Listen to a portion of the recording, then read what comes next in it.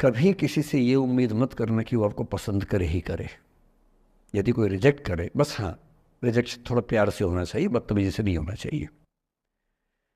उसके अधिकारों का उतना ही सम्मान कर रहे हैं जितना आप अपने अधिकार का सम्मान करते हैं। कि ठीक है भाई, आपको मैं पसंद नहीं, कोई बात नहीं, तू नहीं कोई और सही, कोई और नहीं कोई और सही। बहुत लंबी है जमी, मिलेंगे लाख हंसी, इस जमाने में सनम तू अकेली तो नहीं। कितने लोग हैं दुनिया में, ऐसा क्या है। और मैंने बहुत प्यारे प्यारे बच्चों को देखा रोते बिलखते हुए कि मैंने उसको प्रपोज किया, उसने मुझे मना कर दिया। अंकल, छोटे छोटे बच्चे आजकल मुझे लव गुरु मानते हैं अपने आसपास। वो मेरे पास आके ऐसी ऐसी बातें बताते हैं, बड़ी क्यूट तोतली आवाज़ में। मैंने उसको प्रपोज किया, उसने मुझे ऐसे ऐसे वाली आवाज़ में एकदम रोते बिलखते हुए। तो मैं बोलता हूँ बधाई हो बहुत बहुत तुम्हें, कॉन्ग्रेचुलेशन। मैंने अपनी ज़िंदगी में ऐसे 50 मामले देखे और 50 में से कम 49 मामले में जब कहीं दिल नहीं लगा, बाद में उससे बेहतर ही व्यक्ति मिला।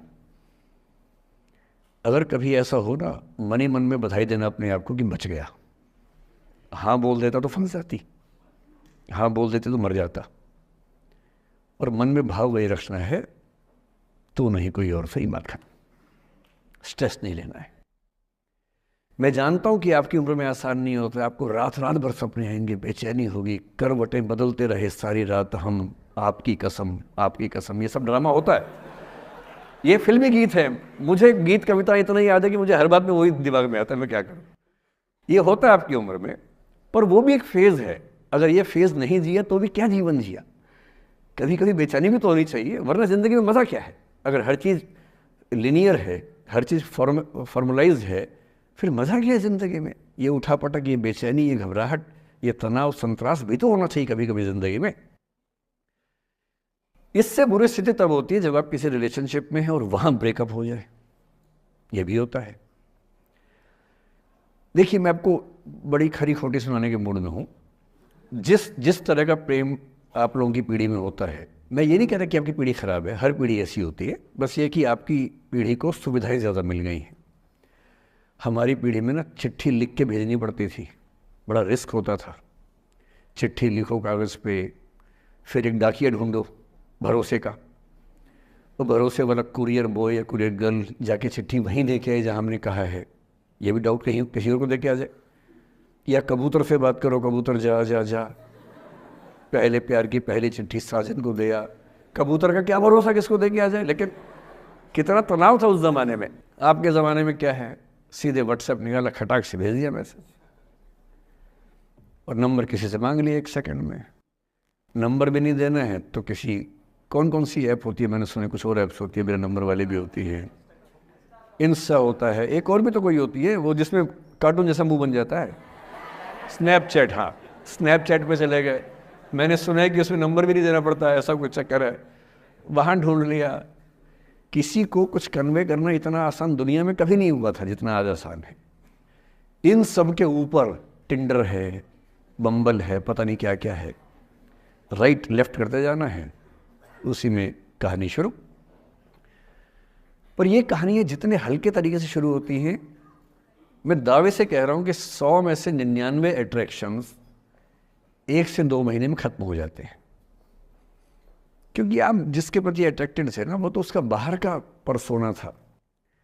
जहाँ परिचय गहरा होता है, असलियत सामने आ जाती है, और जब असलियत सामने आती है झेलना बड़ा मुश्किल होता है। आपके सपने टूट जाते हैं। आप जिस छवि पे दीवाने हुए थे, वो छवि तो सिर्फ छवि थी, वो तो इंसान नहीं था वैसा। 99% केसेस में मेरा ख्याल है कि अट्रैक्शन 1-2 महीने में समाप्त होता है। उसके बाद तो एक बोझ है जो आप ढो रहे हैं। कभी कभी होता है कि दोनों का खत्म हुआ तो बात आसान है, कभी कभी किसी एक का खत्म होता है, एक का नहीं होता है, वहां मामला मुश्किल हो जाता है। तो ऐसा हो सकता है आपके जीवन में कि दूसरा साथी आपका ये कहे कि भैया देखो, मैं तुम्हारे साथ कुछ महीने से हूं, पर मुझे अब अच्छा नहीं लग रहा, मैं ब्रेकअप करना चाहता हूं। मैं आपसे ये निवेदन करूंगा कि ये मान के मत चलना कि उसने आपको धोखा दिया है, क्योंकि बच्चे तुरंत उस मुद्रा में आए थे, अच्छा अब मैं कुल्हाड़ी उठा लूंगी, अब मैं तेजाब उठा लूंगा, तूने मुझे धोखा दिया है, तूने मुझे चीट किया है, you are a cheat, you are a liar, you are a पता नहीं क्या क्या। पता इंग्लिश में गालियाँ बड़ी सुंदर देते हैं बच्चे। मैं ये कहना चाह रहा हूँ कि इस बात की संभावना मान के चलिए कि हो सकता है कि आपके साथ 2 महीने रहने के बाद सच में उसको ये लग जाए कि आपके साथ ट्यूनिंग ठीक नहीं है, या आपको लग जाए कि आपकी ट्यूनिंग उस व्यक्ति के साथ ठीक नहीं है। और किसी मुर्दा को अपने पास पकड़ के रखना उसका मज़ा नहीं है। आप किसी को बांध तो लेंगे, पर जब उसका दिल आपके पास है ही नहीं, दिल विहीन लाश अपने पास टिका के रखना, एक मुर्दे को बांध के रखना, इससे बेहतर है जाने दो।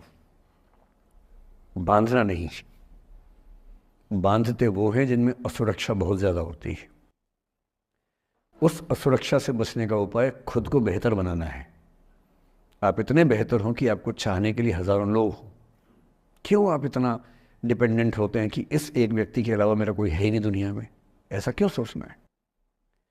और ऐसे ही मामले में ये करना है वो अफसाना जिसे अंजाम तक लाना ना हो मुमकिन, उसे एक खूबसूरत मोड़ देकर छोड़ना अच्छा। और ये खूबसूरत मोड़ कैसे होगा? अगर कोई जाना चाह रहा है तो आपके पास 3 ऑप्शंस हैं। एक, ना उसको अच्छे से बात करे ना ख़राब से बात करे, न्यूट्रल होके जाने दे।